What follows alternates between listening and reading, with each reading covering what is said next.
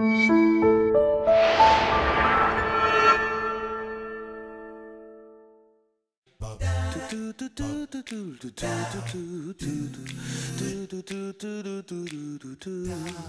everyone, I'm Captain Logan. And I'm Eric. And today we're here to tell you how we felt about Godzilla Resurgence, or in the Japanese, Shin Godzilla. This just came out today, a one-night-only special from Fathom Events. We saw it at the Cinemark, but at different movie theaters across the country. Quite the turnout for ours. Yeah. Oh, yeah. It's pretty cool. There are quite a few people there. And this, of course, not a wide release here in America, but I'm sure a big deal in Japan.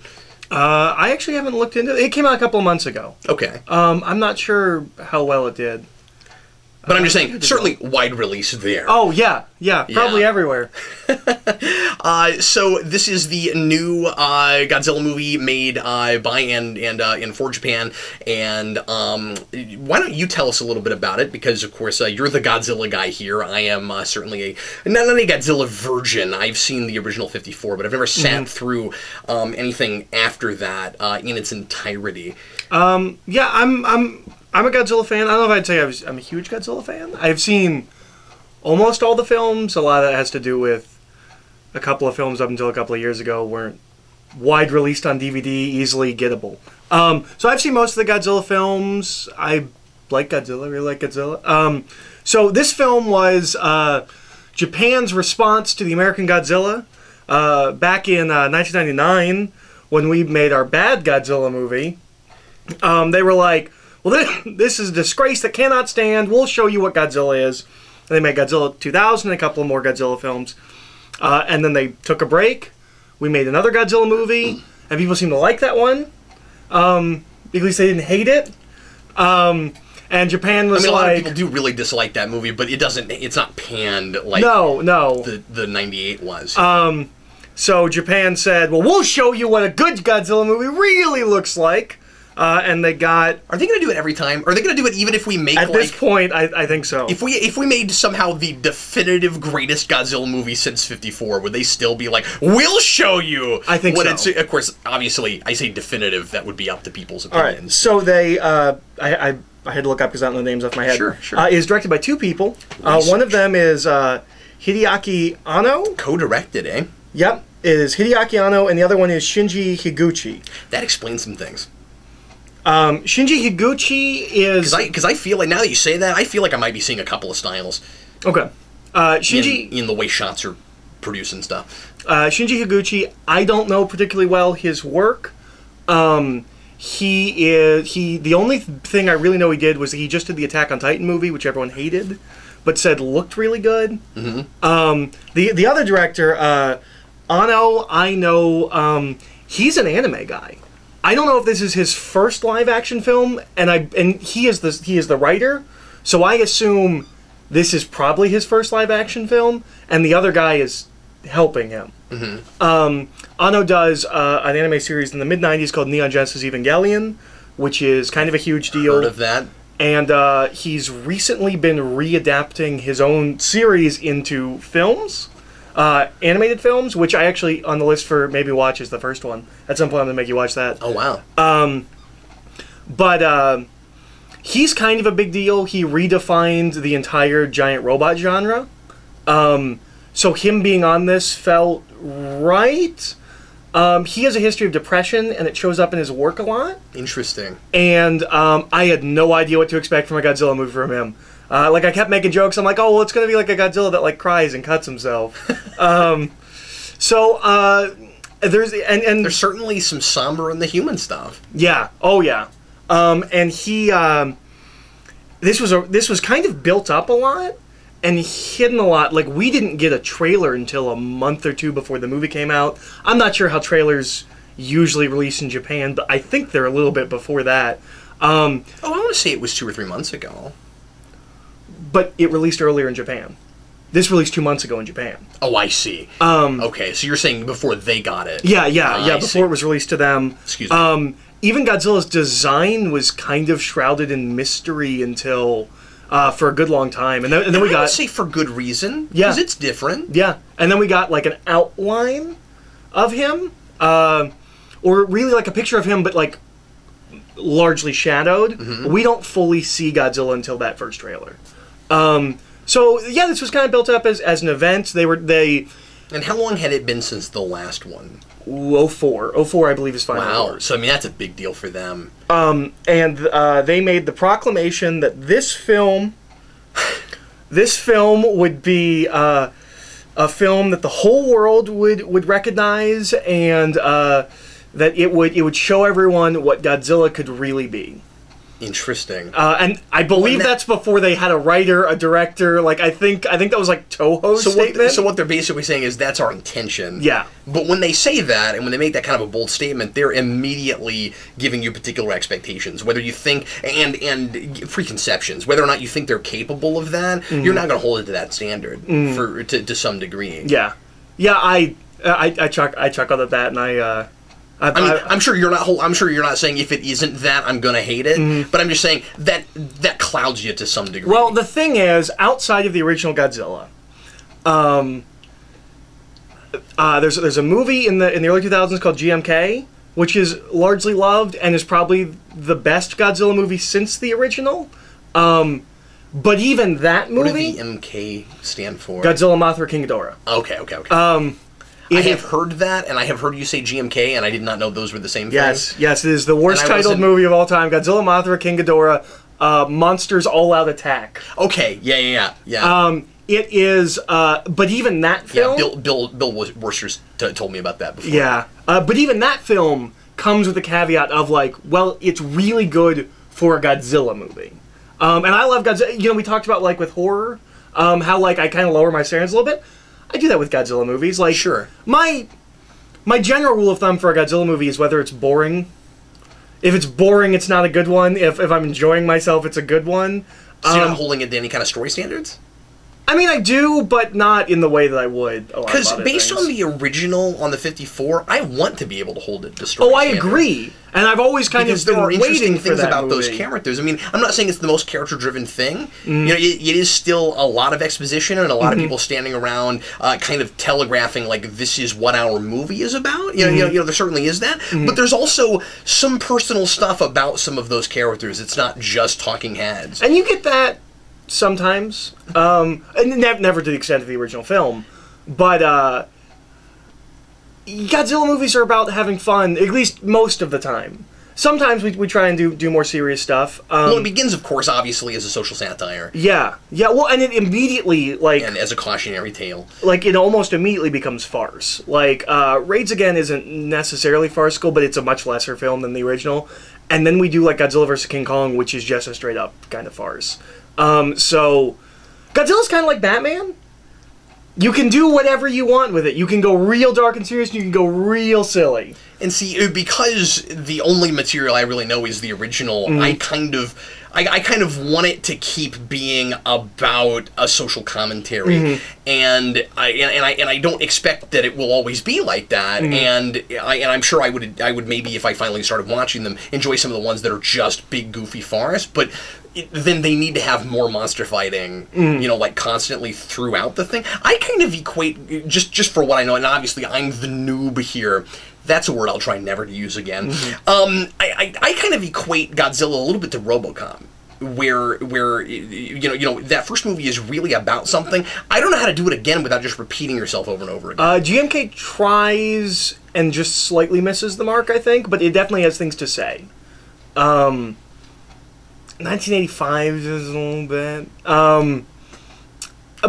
but after a while they either stop really trying that, or it becomes really like there's the environmental Godzilla film, and there's the you like stuff like that. Like there's certainly message Godzilla films, but not to the degree of seriousness of that first film. And you don't want it to feel like just messagey, just preachy. You want it to be a package. And, well, you want to give a real quick synopsis of this movie? Godzilla attacks the city, and then they stop him. And I think we should probably, because most of the people watching this probably won't have had a chance to see it, and we're not going to be too careful about spoilers this time. It's a real hard movie to spoil. and a lot of what's here is kind of what you would expect, I think. But as far as just the plot points, I think it's important probably to mention the POV of this movie, that it's almost exclusively the government. Well, I think this has a really interesting non-traditional narrative structure. I did too. In that there's kind of a main character, but he's really only the main character in the scenes where he's the main character. Well, I would make that case for like 3 characters. Yeah. Because I think the American attaché is that way. The girl, but she doesn't show up until like a third of the way into the movie. That doesn't seem to matter for this material. No. Because I feel like that first act is kind of all set up and build up, and it's a straight up disaster movie until it decides to finally be a little bit more than that, I think. Yeah. And I think the Prime Minister is kind of also a protagonist. Both of them. But well, and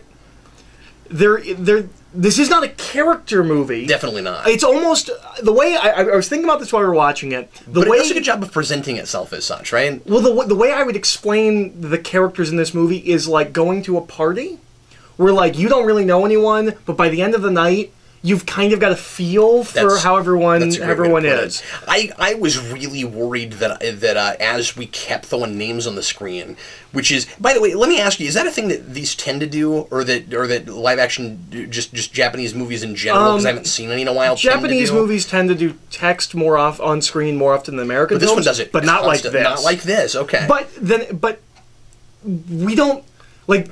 It's not even like. This film is untraditional even by Japanese standards. I wanted to ask you We about don't that, usually make films that are just an precisely. insanely ensemble cast. This is... It's all about scope, right? Yeah, well, it's like how the point of Cloverfield was we're gonna show this from the people on the ground. Yeah. This is the bureaucracy. Did you not have what I did, where past the initial opening shot, for the sake of setting, I thought the whole thing might end up being found footage. For a minute, I wondered about it because we have a POV, just regular home movie camera, or phone or whatever it is these days. And then after that, we only do that occasionally. But I was like, are we going to do a sort of found footage Godzilla film? Yeah. But of course, the trailer didn't look like that. So. But yeah, no, it's a. I don't know if I've ever seen a movie like it. In the way that it presents its cast and narrative. But I had to ask you that question because I wasn't sure what to. Yeah, no. Normally for Godzilla movies, we kind of like get together like a cast of characters for the movie, and we kind of tell their story, and there's some monster fights in there. And it really varies. Like, sometimes they have their own story, and there are monster fights that show up, and sometimes it's about the monster fights. But yeah, no, I'm not Japanese or American have I seen a film really like this. I kept thinking Aaron Sorkin, but Aaron Sorkin's more of a character guy, but that Aaron Sorkin's always described as, like, everyone talking, like, at rapid speed, walking around. I've never seen The West Wing, but I imagine this is kind of what it feels like. Yeah. Yeah, absolutely. That's another really good way to put it. And maybe a little bit even, these days, House of Cards without all the backstabbing. Well, let's go ahead and we've been doing a little bit of review as we've begun our video 10-15 minutes in already. Let's go ahead and flip our boards. And Eric and I have not discussed what we think of this movie before, so I feel like we've been feeling each other out a little bit here, getting up to the sign flips. But let's go ahead and flip our boards, and we'll do best thing, worst thing, and have a little bit more discussion before we adjourn. Go ahead. All right.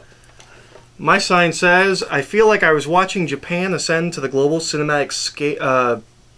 I wrote scale, I meant stage. I was watching Japan ascend to the global cinematic stage for the first time in decades. Wow. I think this film's a masterpiece. Really? Yeah. Okay, I can't quite go there with you. But I think this film is brilliant. I also don't know what to judge it by. I think it elevates the genre and does it in a way that I've never seen it done before. I think if this was the movie that we got in America, we would all think it was brilliant. It's like an indie film in a way. It is like an indie film. The problem is it here would have to be paced slightly differently. I think there were people in the theater we were in that were really bored. Oh, surely. And this is not a film for children. Not that it's inappropriate. Sure, yeah, It's a talky film, but I was never. Don't you think critics would herald it Yes. as a big deal? I think a lot of people going to see it that don't know Godzilla, and like, I kind of hate to say that, because I don't mean to say that you have to completely water down the material and make it least common denominator stuff. And that's the best thing about this movie, is that it does not do that. It is about stuff, most certainly. But I think for an American audience, it would, I think a lot of people would compare it to the other movie, and they would say, well, it's boring, but in a different way. Like, at least that movie had characters. Oh, no, I'm sure there are people that will think this movie is boring. Yeah. Absolutely. But in the same way that I'm sure there's people that think Coen Brothers movies are boring. Sure, but all I'm saying is, this would not be, but we want Godzilla to be summer blockbuster material in America, and I don't think, and in Japan too, but I don't think you release this instead of that other movie. I think there were ways to make that movie as smart as this and more Americanized. Oh, sure. And the fact that they took risks, like, so we've discussed this a little bit. We've started this trend in Hollywood of getting people who do like indie movies and then throwing them on big projects. This is the movie I would expect to get from an indie person that's given a lot of money. Yeah. It's really experimental in the way it's telling its story. You don't see a lot of studio intervention. It's about things. It's about a lot of things. And some of them I can only infer because it's so much about Japan. Yeah. And where it is on the world stage. You said world stage. Yeah. This is about where Japan is politically and socially on the world stage right now. And I feel like the message at the end is curious. And how they're still in the shadow of World War II. Yes. Japan doesn't really have a military. We are still mostly their military. The most provocative line, and probably and probably the most profound line in the movie, is post-war is forever. Yeah. Oh, boy. We should probably mention, by the way, that we saw it subtitled. Yes. And I'm glad we saw it subtitled. Me too. Especially because that's the only way to watch the 54. Well, and I thought that it was... I thought it was going to be dubbed because I saw like an early review somewhere. I've never seen 54 dubbed, but having seen it in the original and looking at text, I don't want to see it dubbed. It's a different movie. You know that, right? Well, I don't know if anybody's ever dubbed it with the same dialogue they do the text. Oh, so no. I have heard that, but I didn't know if it was ever... Yeah, no. We've never done it. We've never dubbed it the way we've dubbed other Godzilla movies. Interesting. Okay. But this is the first movie, and it's become a punchline at this point, the, like, nuclear strike. Yeah. As like the first resort. This makes that, first of all, really dramatic. This is the most impactful I have ever seen. Well, if I've seen that in a long time portrayed. Because you expect it to go there? It gives a nuclear strike weight. Yeah. In a way that we don't. Yeah, and it felt kind of realistic the way we discuss it, and I liked how everybody was reasonable. There's not there's not like the obnoxious like mustache twirling evil like American political guy who's going, let's just nuke them all. Like you have when you go to Americans, and you don't have a lot of American people in the movie, but I can't remember I don't think it's the president. It's somebody in an airplane. I was unclear who that was. Who because we don't see their face, we just see their hands. Who doesn't want to go for the nuclear strike because that's meant to just be a deterrent. He's like we can't actually use those weapons. Mm-hmm. That sets and there's so much talk about precedent. That sets a scary precedent. Well, and there's so much talk about red tape. Yes. I thought before they and that's played for comedy for the first 20 minutes. Well, and before they put together the like task force of like the people that will get stuff done. Bureaucracy. I thought it was an incredibly interesting look at bureaucracy and how it affects crisis response. And what was interesting about it was, I thought that first 20, 30 minutes, and it's about the bureaucracy all the way through, but finally we kind of pass emergency legislation that allows the Prime Minister to act and to do stuff and to not wait for things.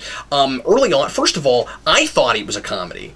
And then yeah, I don't want to say quickly because there's nothing quick about this movie. No, it's deliberately paced. It's deliberately paced, but that's what I was going to say is that it kind of morphs, and I think pretty organically into at least for this material. I think it morphs pretty organically into a really weighty and somber film. And but before that, I thought it was kind of a comedy, and I thought that it was intentionally sluggish and boring at the beginning. I never got comedy. Now that might be more my familiarity with the material and the way Japanese films are. I felt like they were playing up the realistic absurdity of no, certainly, but like smart satire. Sure. Okay. Yeah. And I thought that the whole movie was going to have a lighter tone in that way, where you're just seeing all these people who are really frustrated because they're not allowed to do anything. Yeah, and it was really smart. I don't mean like slap your knee funny. I mean, although there are those moments. Yeah, but, there's there's certainly plenty of levity in the film. But yeah, it is kind of satirical. It's kind of ponderous. I loved it. I thought it was great. I think this is maybe the first film in all of Godzilla to come anywhere around that first movie. Yeah. That was the thing I liked most about it. Why don't you go and flip your board? I mean, your sign. I'm feeling it. Just obligatorily. Yeah. Masterpiece. Not feeling it. So So that was certainly my favorite thing about it, was that it was about something. It was about the politics. I have to say, even before I flipped my board, I was a little bored.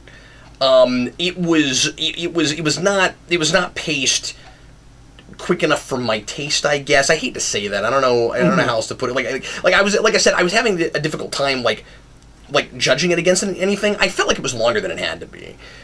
I felt like that a little bit in the end when we start setting up how we're going to try and stop Godzilla. I thought that could have been tightened up. I always got what we were doing and why. It's just sometimes I felt like I was beat over the head with it a little bit, where I was like, okay, I kind of get it, let's move along. But then it started to really get me, and I was a lot more gripped by it once we started having all of the Cold War talk and the stuff about not Cold War, but the stuff about the post World War II the post World War II, the American occupation, the fact that and like the lack of Japanese autonomy. And I like that we don't throw the United States under the bus, but they also don't entirely just come in and save the day either. It's this thing where we understand and appreciate that we were Americanized.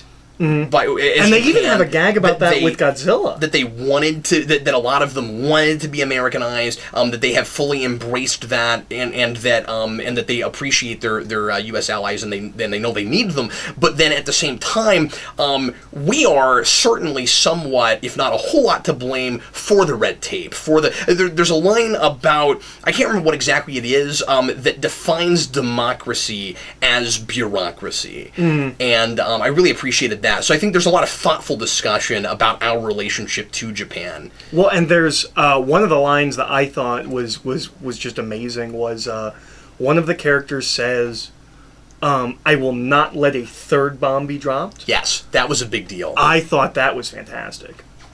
And my grandfather had to live through that. Yeah, that was sad. Once we went there, I was like, this movie, it's not just about something, it's really important. Like, it's really relevant. Then that probably ends up being, like, again, I don't know how well it's doing in Japan, but, like, and I can't compare it to any other movies that have come out in Japan, especially recently, but I imagine that this is a really, kind of poignant film for them. Yeah, I would think so. My board says, this movie made me feel like I was watching a lecture on the geopolitical landscape of present-day Japan and lingering post-war frustrations in the guise of a Godzilla film. That's fair. That's what it is. Yeah, no, that's totally what it is. And also is entertaining in a lot of places. It's just sometimes I do feel like I would almost rather have a lecture about these things. But the 54 was that also, just not to the extent that this one is. Yeah. And certainly there's a lot of throwback and reverence in stuff. I mean, I think it would be disingenuous to not admit that this movie is a kind of a nostalgia kind of film too.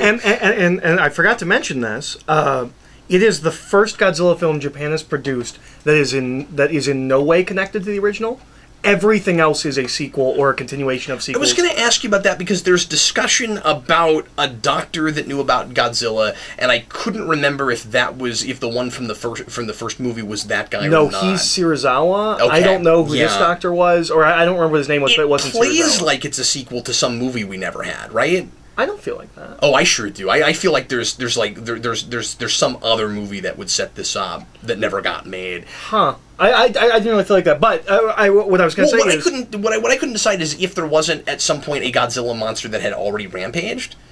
I mean, they act like this is the first time they've ever seen one. Yeah, they're really surprised by it. It seems like maybe someone knew about this, but not that it had... Well, I think the idea was supposed to be that the doctor guy, kind of knew about it and sort of intentionally set it up so that we would have to pay for our crimes in what we did with the atomic bomb. But I was going to say it's the first Godzilla film ever made by Japan that is not in some way a sequel to the original, and I think it's the first one that earns that. Yeah. This is a remake, kind of. Well, I guess it absolutely is. And it's in Tokyo, and if I remember correctly, is the first film's in Tokyo, because the Godzilla films kind of move around Japan, but I'm pretty sure the first one's in Tokyo. Well, and this one is practically bragging about how much land it's covering, because it's making such a big deal. That's where some of the text is. We're in this part of the city. We're in this city. We're in this place. It keeps doing that because it's trying to be as authentic as it can in if this happened in real life, what would it be like? I feel like that's what it's wanting to do. What would it really be like? Yeah, this has such a we always talk about grounded and realistic. And we talked about that with the new Godzilla movie, in the lead up to it. They're like, oh, it's going to be, kind of a more grounded, realistic take. This is that. This is... But it's that in a much more, cinematic kind of way. And I'm not saying this movie isn't cinematic. It's got some really artistic shots. Especially all the Godzilla at night stuff is just wonderful. But I think this is a really raw movie. Yeah. Yeah, this feels like maybe a more accurate depiction of what it would be like bureaucratically if something like this happened. Sure. It's not about portraying what it would feel like to be on the street while Godzilla stomps through it, which is, I feel like, where we go usually when we want to do something like that. Yeah, well, and of course we show some of that stuff, and we make that as gritty as we can with, model work and stuff. And we talk about there is some CG in this movie. The majority of it is model work. I kept feeling like I was watching a 70s film. If I have any criticism of it, it's that the CG's real dodgy. Yeah, and I kind of wish they just had never gone to CG, because I don't feel like with as much model work as they did, and some of it is really kind of charming. It's hard not to kind of smile and be like, I can tell that's model work. But I didn't see anything in the CG that you couldn't have done with models.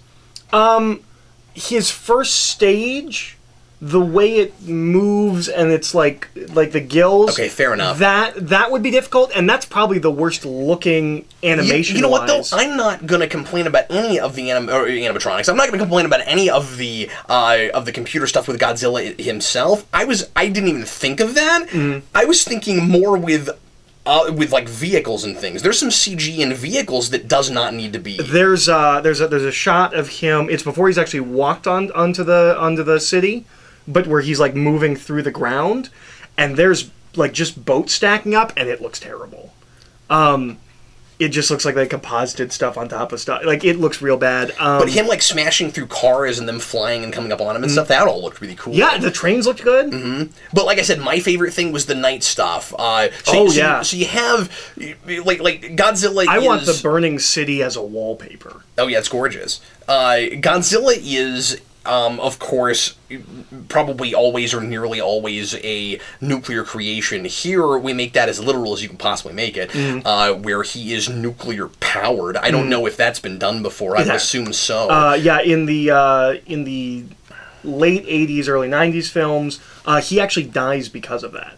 It's it's overrunning, and he overheats. He has so much radiation he can't even handle it. Yeah. But I really like that as...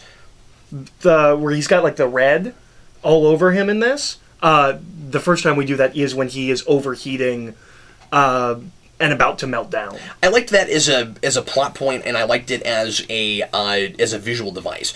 Because, like I said, when you get to the night stuff, there are shots where he is the only illumination, and I think that is so cool. Yeah. And really scary, and you know, they talk about him like he's an actual god, and there's like that ends up being a literal metaphor where only he's the only thing in the city that has power. This film has a huge respect for like how much power he has, and how monumental like something like this would really be. I also like that we don't try to humanize him. Like the American film kind of does. Yeah. And some of the Japanese films. And I don't mean to say that you can never do that. And that was one of the things I actually kind of liked about the American film. But in this particular case, in this context, I liked how much of a force of nature he was, and I liked the discussion of him against other forces of nature. Well, if this was an earthquake, if this was a monsoon, we couldn't contain it. But this is a thing we can actually maybe do something about. We have to. And then, of course, you find out, as anybody that's seen any Godzilla movie knows, but I think it works okay replayed again here, that, oh, we created it, this is our fault. But it is importantly the United States' fault. They kind of make that real clear, that this was U.S. in origin. Because at first, when that comes up, I was like, why is, besides the fact that they want to make a movie that's showing the United States what Godzilla is supposed to be, I was like, how come? I felt at first like the United States was getting too much credit for things. I was like, how come this is a movie so much about the U.S.? And I was like, oh, we're being blamed for Godzilla because the bomb happens because of us.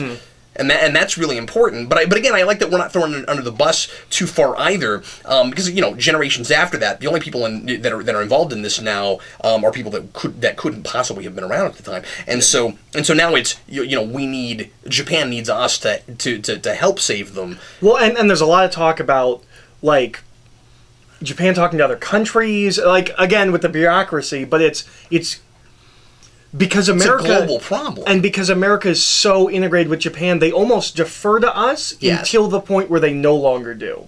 Where they're like, this is our problem, and we need to figure out how to deal with it. Yeah. But even the nuclear solution, infrastructure is set up that way. And even the nuclear solution is not treated in the way that we treat it in every other movie, where it's like a bunch of hotheads are like, well, we'll nuke it. Yeah, exactly. Japan agrees to it. That's why I said I was glad there wasn't like some one-dimensional guy with his you know finger on the button like, I love this job. But Japan agrees to nuclear strike, and there are people involved who want to try their method to stop Godzilla before the nuke drops. And there's different ideas. And one thing I really like, but the nuclear strike is never treated as this horrific, awful thing. Like they even say like, nothing can survive a strike like that. Like, if they just want to get rid of it, it is the best way. Like, there's a discussion about it where they're like, no one is acting like this is insane, this is ridiculous, and they don't even know if their method will work. Yeah, but of course it's treated with the weight it should be treated with, because they don't want to have to do that. Yeah. But it's a, you know, what are you going to do kind of situation, lesser of two evils, and that is how it's played. I also really like that when we initially start firing on the monster, it's not just for the sake of a big action scene where our humans are made complete idiots, where like they just keep firing everything and everything and everything just so that we can like see that happen. Like they go, here's how many bullets we're gonna fire. Yeah, and if that doesn't work, I mean it's a lot, but it's a huge monster. So like you can't, you know, you could shoot a few and see if it goes through his skin, but obviously like the more you shoot, the more likelihood you have of it going through. But what I'm saying is they're calculated about all of that. Yeah, you know, we're gonna shoot this many bullets, then we're gonna shoot this many missiles, then we're gonna try this thing. Yep. And when something doesn't work, they don't keep exhausting all their resources. I thought that the military in this was surprisingly intelligent. Yeah. Everyone's kind of surprisingly, even characters that... I am, by the way, liking this movie the more we're talking about it. Like, I don't think I enjoyed it as much as I intellectually appreciated it. Just for my own part. Well, and I think it's brilliant. I'm not... But I'll certainly say that. But it's not a movie that I would necessarily sit down and watch a lot. Like, it's one of those movies. Yeah. Where, like, it's a really good movie. And it's a really good political study. It's not a movie that I'd watch all the time. Yeah. I wouldn't watch it as much as I watch some other Godzilla movies, but I think it's kind of hands down the best Godzilla movie since the original, just in craft and actually like quality. You know, we took my son Jason. He's 6. He was really excited about it, and he was bored. He was. I felt Certainly. real bad about halfway through this movie. I was like, oh, this is just talking. And I'm enjoying this.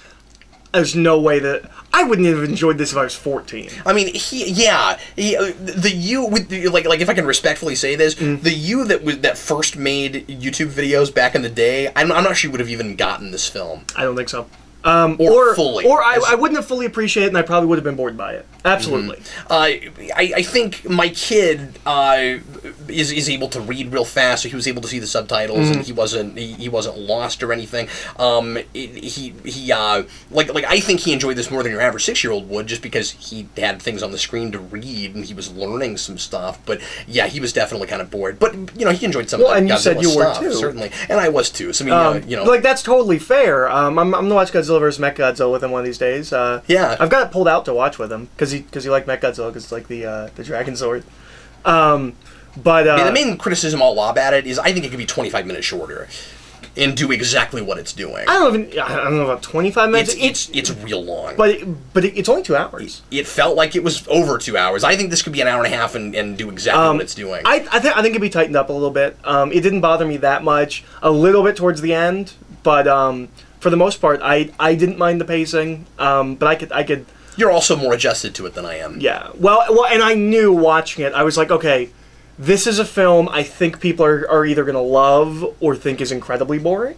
Like, even like amongst Godzilla fans, I think the divide would be that. The problem is, if you lose people with the pacing, they're not paying attention to the poignancy, and if you're not looking at what it's about, and again, I think the characters are likable overall, but like if you're not paying attention to like what it's about and the point of it and the socio-economic politics and all that kind of stuff. If you're not looking at that stuff, you will be totally This is bored. not a fun There's monster nothing romp. there for you, yeah. Except for the places where it is. I mean, I really liked the evolutions and stuff. Oh, that was really cool. I thought that was really fun. And that's never been done before. I was going to ask you if that was new or not. No, that's completely new. And one I of was the really things, assuming that I would come out and be like, the evolutions are really cool, I've never seen that, and you'd be like, well, that's been done this time, and this time. One of the things I really didn't like about this design in the trailer is he's got these tiny arms that are stuck like this, and they totally make it work because he starts without arms, and then he gets, like, theoretically, He they starts did a as a sequel. sea creature? Yeah. Yeah, And he's evolving. he comes onto land, and what's cool is he evolves and de-evolves, but they just talk about it. They use the terms evolution and mutation interchangeably, but when he evolves or mutates, sometimes like they think he's a sea creature initially, and then the talk is, well, maybe he just turns into a sea creature so he can travel, so he can go back into the water, but maybe he's primarily a land creature, or maybe it's a moot point. He's whatever he needs to be, and that makes him scarier, right? Yeah. He's kind of. It's almost doomsday-ish, because you wonder if he doesn't, like, if we're using the term evolve over, and we use that more, so if we're using that more, like over mutation, then that implies that he can adapt to things. I was gonna say he is the like literalization of adapt to survive. Yeah. And that makes him, like I said, a lot more menacing. He doesn't get wings, but we're told he could if he needed to. Like I mentioned Doomsday, like Superman would have a hard time taking this Godzilla out. Yeah. Like this versus Superman? Yeah. I mean, I don't usually go to the who would win in a fight place. I'm just saying that, like, this is a really tough monster to kill. Well, and the way he uses beams is entirely different. He does shoot from his mouth, but he also fires from all of his spikes and shoots his out tail. of his tail. Yeah, that was a line I thought was hysterical. Yeah, because he's already shooting it out of all his spikes. When the guy goes, "How is this possible?" and I'm like, he did it 11 days ago. Yeah. Yeah. Like, he was also doing that at night before he went dormant and came back. Well, I don't know if he used his tail that first time. No, but he was doing the laser blast things. Yeah. Like, why are you so surprised that it comes from his tail? It's like, this film left it far more open for a sequel than I thought it was. I was surprised by that. I would almost go as far as to say sequel baity by the end. I want to know what a sequel to this film looks like. I want to know what... Because there's the discussion of we have to learn to coexist with this creature. Yeah. Like, the method that they use to stop him doesn't permanently stop him. And I love that because the idea that is permanent consequences, and that's this gives them time to more figure out how to deal with Godzilla. But what I was going to say is that's a huge theme in the movie. That's paralleled with the idea that post-war Japan will always be the status quo. Like, this is a payment that the world is having to pay for what happened in World War II, and so is Godzilla. We have to learn to coexist. Japan will always be post-war, and they have to learn to continue to operate and find better ways to operate. Certainly, one thing I thought was also really interesting about the ending is the notion that like maybe if something like this, God forbid, were to happen, Godzilla forbid, were to happen, that it would pave the way for a better Japan. That like something like this would almost be necessary to let Japan go more its own way. And I wouldn't be surprised if they do a sequel. And if they do a sequel, I really hope it's Anno again. Yeah, it's this team. I would be really. Well, and I'd like to see the girl back. Yeah, and there's that, and I don't know, is she joking about being the president? 'Cause she's not born in America. No, she is born in America. Is she? I missed that. Okay. There's a scene that you had to step out for a minute. There's a scene that there's a conversation that she has where it's the guy on the plane. You must have missed the beginning of that or the end of that or something like that. Maybe we see it twice. Maybe we go back to that. No. Okay. It's the guy on the plane where he's got you can only see his hands, right, like Blofeld, and he says to her, if you do this and it goes wrong, that will stick, and you will never become president like you want. Oh, okay. or your dreams of being president when you're 40 will. That's what I want. I want the sequel where she's president. Well, like, I want to know what this universe's other monsters. Because I thought that actress was fantastic. Oh, she was great. Yeah. And she's... But she has too thick of an accent if she's born in America. That's problematic. Because she sounds like like a Japanese person who learned English, not the other way around. Well, and we should say all the American actors are pretty bad in this. Yeah, they are. But sure. that's the thing with foreign films in general. Like, they don't know what good American acting is. Okay. Like, in the same way that, like, if we watched a film that had Japanese characters in it, like, it's an American film, but there's Japanese characters speaking Japanese, we can't immediately pick up whether they're whether they're hamming it up or delivering lines. Well, and wrong. they obviously weren't trying to cast a Japanese American actress. They cast someone from there, and because some of this it feels as realistic or at least believable in this context as it does, I want her to sound like she's from here. But what I was going to say is I really want to see, like, in a sequel, what other monsters would look like. This is a very different take on Godzilla. Absolutely, yeah. But I would hope that a sequel would be... Especially because they mentioned he could sprout wings, and we never get to see that happen. Yeah, which made me think that he might also be Ghidorah, who's a three-headed dragon with wings that's like Godzilla's arch nemesis. Well, maybe that's how you do different monsters in this, is that you don't have different monsters. He evolves into all of them. I don't know if people would go for that. I would, but I'm not a big But you're not a Godzilla person. Like, yeah. But I really hope... That's an interesting way to do it. If they except people want him to fight other monsters, yeah. So yeah. But I really hope that if they... Godzilla, king of myself! I really hope that if they did a sequel, it would be a number of years on, not production-wise, but, like, in film. Sure. And we get to see a different Japan as the result of this. Almost, and we go real science fiction. Yeah, very speculative fiction. Absolutely. Yeah. That's what I would want too. Yeah. I think that would be really cool. You do the Independence Day Resurgence thing. Yeah. Because the one cool thing about that movie was and the world looks different now. And there's a couple of things. We get a little bit of Godzilla's DNA. America gets a lot of Godzilla's DNA. Theoretically, that could cause scientific breakthroughs and things like that. But yeah, and maybe we're stupid and we try to build another one on purpose, that kind of thing. Yeah, something like that. And maybe that's how you get more monsters. Yeah. Where, like, we haven't learned our lesson. And I like the idea that maybe Japan learns their lesson, but we don't. Because because we're large and in charge. Yeah. But yeah, no, I thought this film was great. Well, I'm certainly liking it a lot more as we're talking about it. Except for his eyes. I don't like Godzilla's eyes. They look silly. Even when he's scary, they look silly. Well, I don't know if Godzilla usually ever blinks, but he doesn't have eyelids. No, he usually doesn't blink because he's a suit. Well, no, that's totally fair, but the initial form, the way his eyes were, I thought was hysterical. Oh, he's got this really giant smile on his face. It's so funny. But even when he evolves to his more final form, because I could see him evolving more in a sequel. Me too. But the final form, at least of this film, I don't like his eyes. They're just white with black pupils, and they just look kind of silly. But I've got a thing with Godzilla's eyes. Like almost all of my, like, that's a good Godzilla design, that's a bad Godzilla design, almost always come down to eyes. Well, I'm glad that I went. Yeah. And if it weren't for you, I would have had no interest in seeing this, so... Yeah. So thanks, I'm glad I went. That's good. No, I would have just told you how good it was and kept telling you that you should see it. Yeah, and I'm glad that I didn't wait for video, because I would have been more bored in an armchair. Yeah. I was glad that I had to go out and be, like, mentally prepared for... Not that you could fully prepare for this, because I didn't know exactly what kind of Godzilla film we were getting, but just... And we didn't even know whether it was going to be dubbed or subbed until the film started. Yeah. And it's funny... you thought it would be dubbed. Well, you said you read a review where somebody saw it dubbed. Yeah.